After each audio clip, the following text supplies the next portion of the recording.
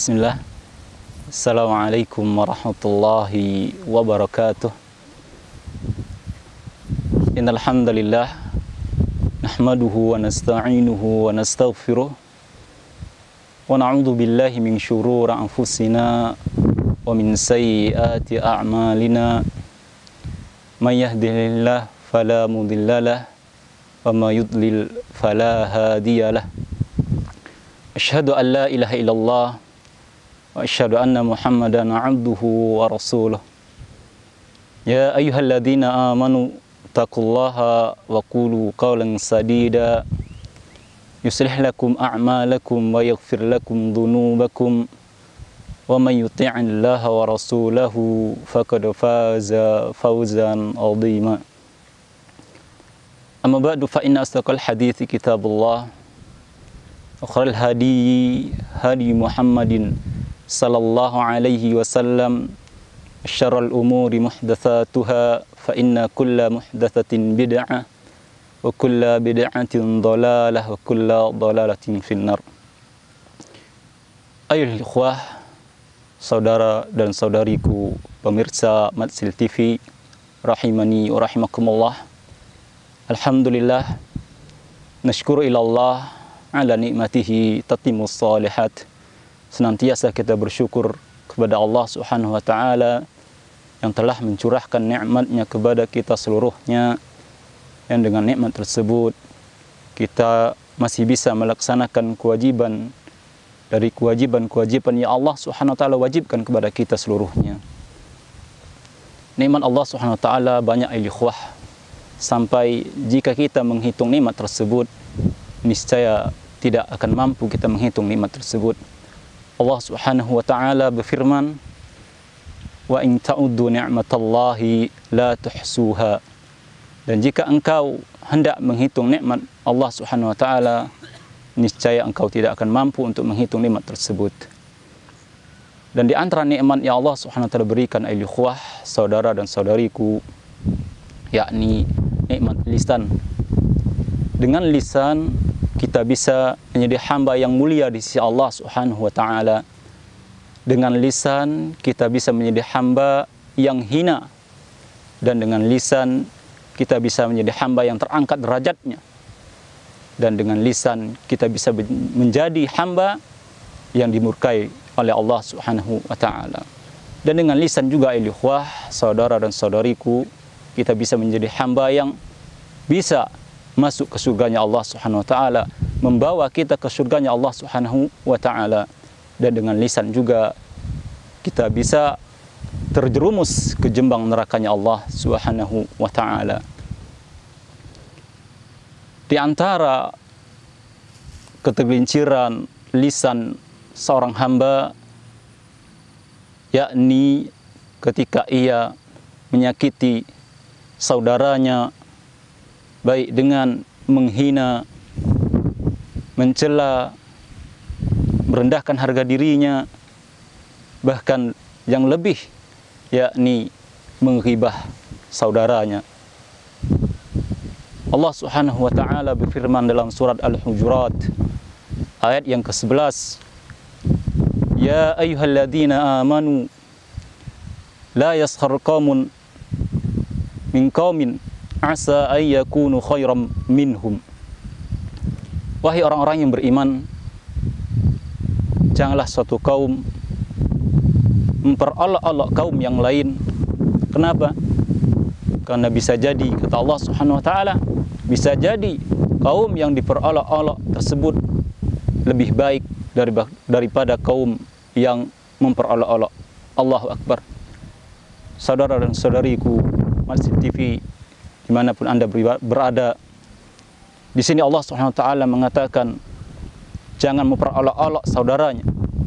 Dan di sini bisa kita ambil pelajaran bahwasanya tidak layak bagi kita untuk mentazkiyah diri kita, merekomendasi diri kita bahwasanya diri kita lebih baik daripada saudara kita yang lainnya. Rasulullah sallallahu alaihi wasallam dalam hadis riwayat Bukhari dan Muslim bersabda, "Inna syarran nasi manzilatan indallahi man wada'ahu an-nasu ittiqa'a fuhsyih. Seburuk-buruknya kedudukan seorang hamba di sisi Allah Subhanahu wa taala, yakni ketika orang meninggalkannya karena orang tersebut atau orang lain takut, khawatir terimbas dari keburukan orang tersebut, ya. Jadi orang lain menjauhi dirinya karena orang yang lain takut terhadap perbuatan, ucapan yang buruk dari orang tersebut. Di sini Rasulullah SAW mengkategorikan al-ikhwah seorang yang memiliki kedudukan yang buruk di sisi Allah SWT, yakni orang yang tidak bisa mengontrol lisannya, ucapannya selalu kasar atau sering menjatuhkan, menghina, mencela dan lain sebagainya macamnya. Dulu ketika Rasulullah sallallahu alaihi wasallam keluar bersama para sahabat, di tengah perjalanan tiba-tiba muncullah sebuah aroma yang tak sedap. Muncullah sebuah bau yang sangat busuk.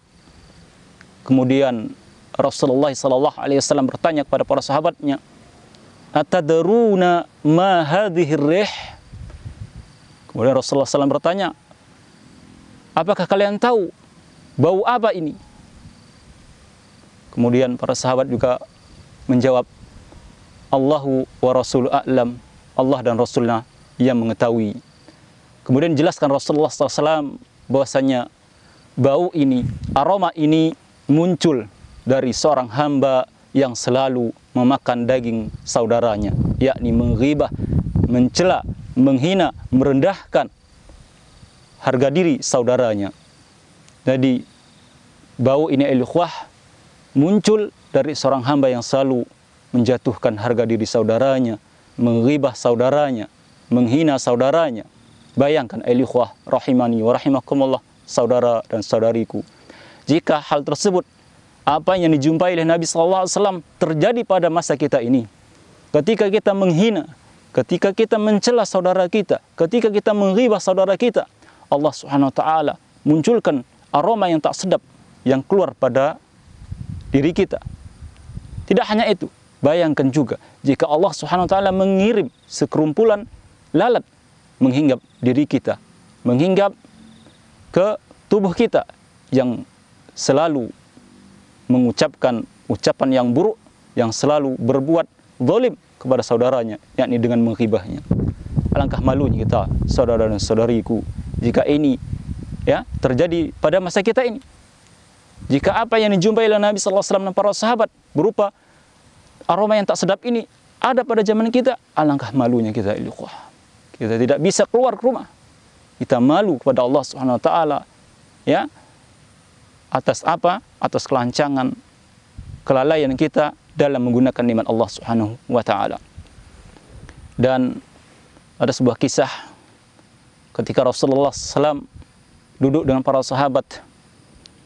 Kemudian ada sahabat satu yang izin ya pergi mendahului majlis Nabi sallallahu alaihi wasallam.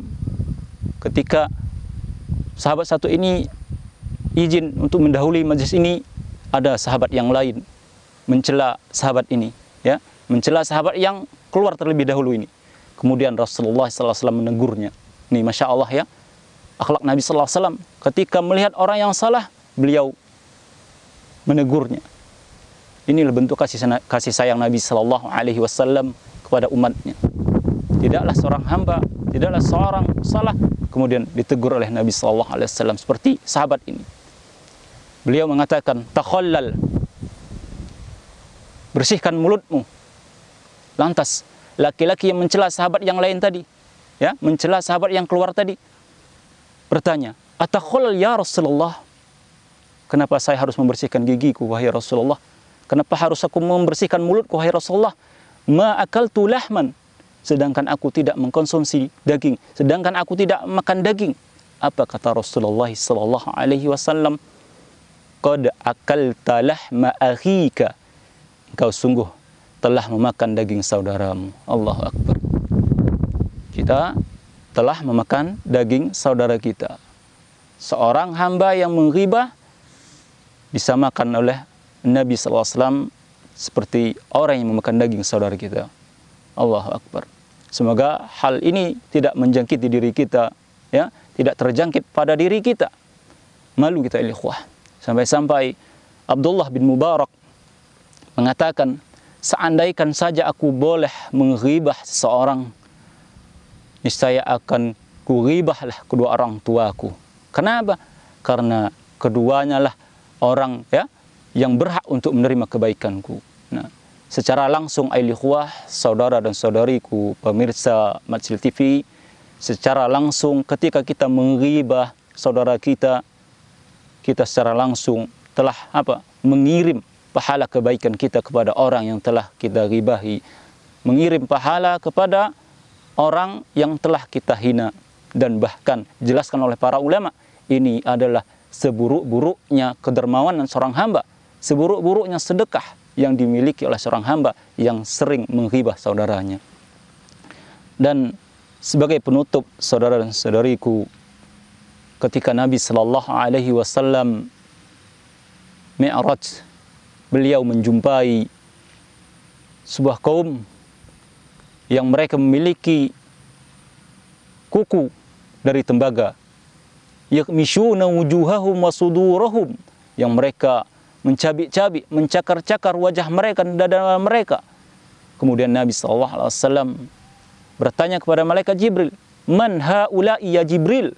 Siapa mereka, wahai Jibril? Apa kata malaikat Jibril?